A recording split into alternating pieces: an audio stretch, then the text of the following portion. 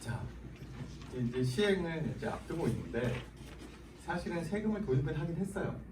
근데 지금 법적으로는 이게 이용한 세법입니다. 아직 시행을 안 했다 뿐이에요. 걷질 않았다 뿐이에요. 그래서 증권회사들은 이미 다 시스템 갖춰놓고 있다고 해요.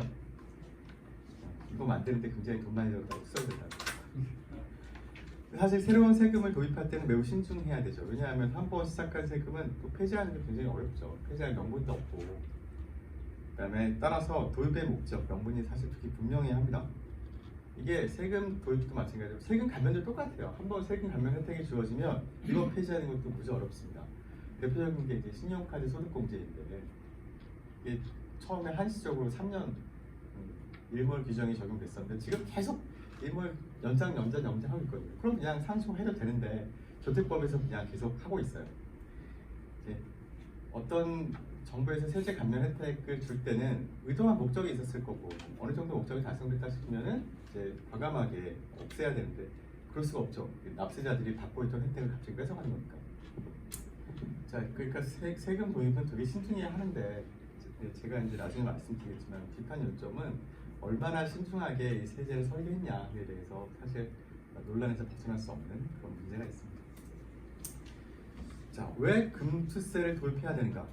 이제 여기에 대해서 금융투자 소득이다. 그 소득이 있는 것에 세금이 있어야 되지 않냐. 그래서 소득세 부과에서 제외됐던 것을 사실은 정상화하는 거다. 이것이 이제 이 금투세 시행 논자들의 이제 주장이 되는 거죠.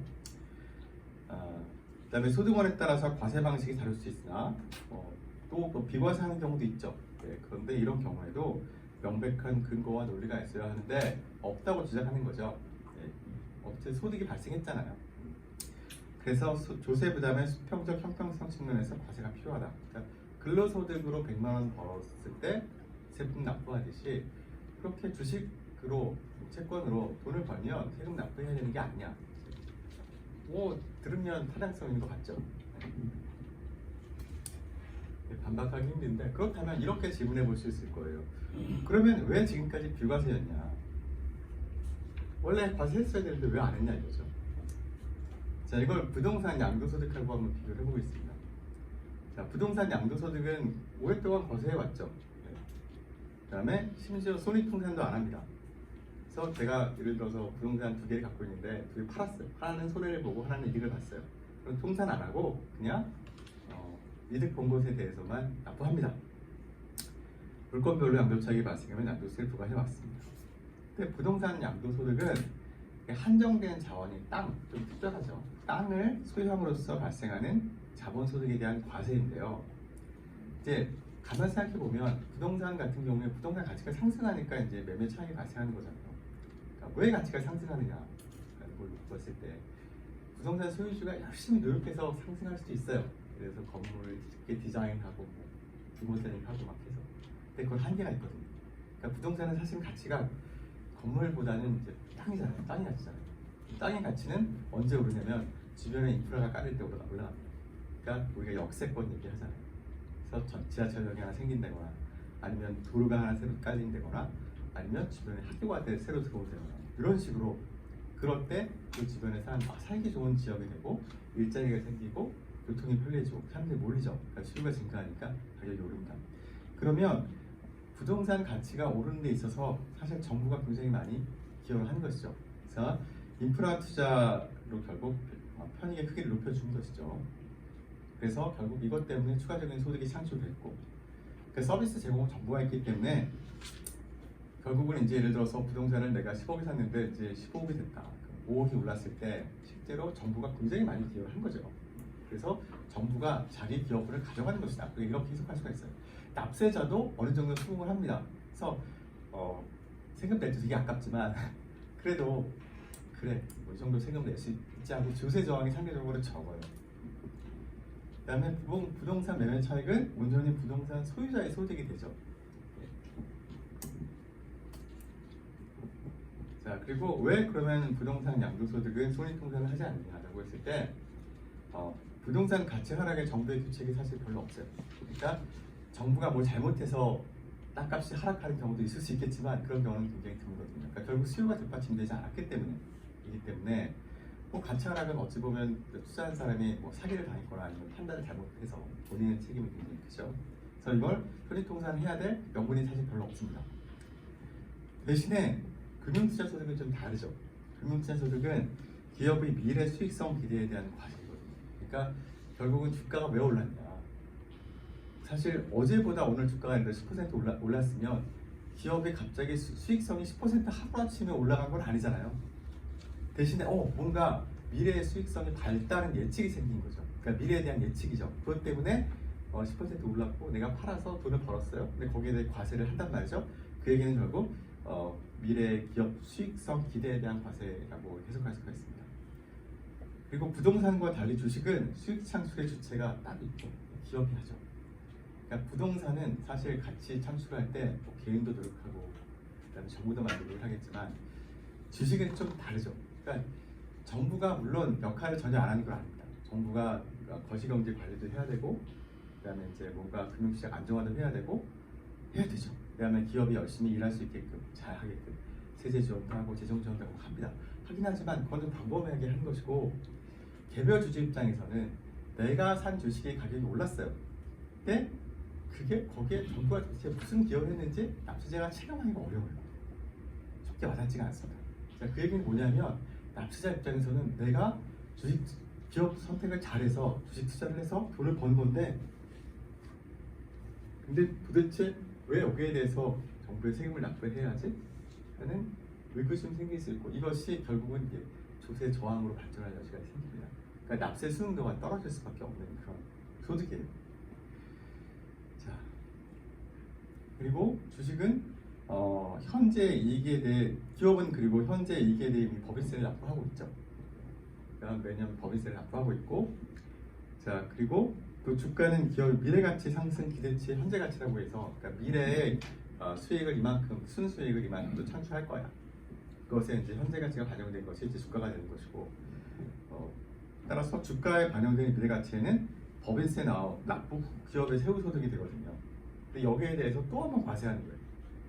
그러니까 사실은 이 금융세 소득세는 이중과세 논란이 있을 수밖에 없는 그런 세목이기 때문에. 자, 그래서 금융투자 소득의 경우 그러면 왜 손익통산을 허용하느냐? 얘는 제가 생각할 때는 기업이 손실이 나면 손실에 대해서 2월 공제를 해주거든요. 예를 들어서 올해 기업이 작년에 삼성전자가 영업 손실을 봐서 사실은 올해 더블스 납부 금액이 없거든요. 그게 우리 올해 어저께 정부가 올해 세수를 재추계했는데 30조 원 예산 처음에 추계했던 것보다 이제 결손이 날 것 같다 이렇게 얘기했고 그 중에 절반이 법인세 덜 거쳤다 이런 얘기인데 삼성전자가 굉장히 큰 역할을 했죠 거기에서. 자 그러면 이제 손실이 나면 이제 2월 합니다. 그래서 5년간 이제 2월 해서 올해 예를 들어서 올해는 삼성전자가 영업이익이 플러스로 전환이 됐고 세금을 낼 건데 작년에 난 손실분을 감하고 세금을 내게 되죠.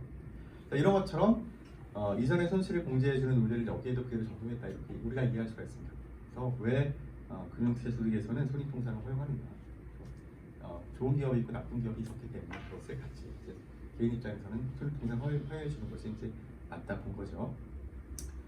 자, 아까 그렇죠. 제가 말씀드린 것처럼 금융투자 소득은 주주가 이미 법인세를 납부한 소득에 대해서 재차 과세하는 이중과세 성격이 있기 때문에 이중과세 방지를 하려면 사실은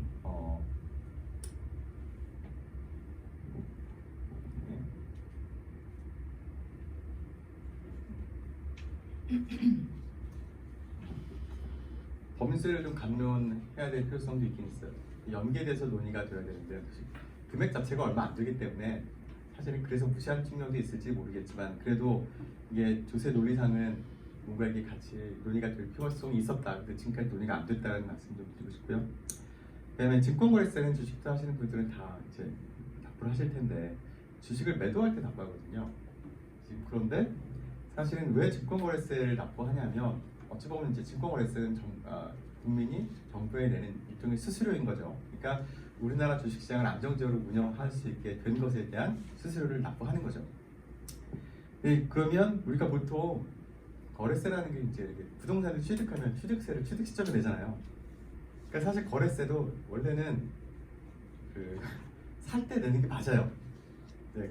근데 지금 그런데 보통 매입할 때 안 하고 매도할 때 하게 하죠. 그래서 왜 그런지 좀 생각해 보면 사람들이 좀 이득을 보면 그때 팔잖아요.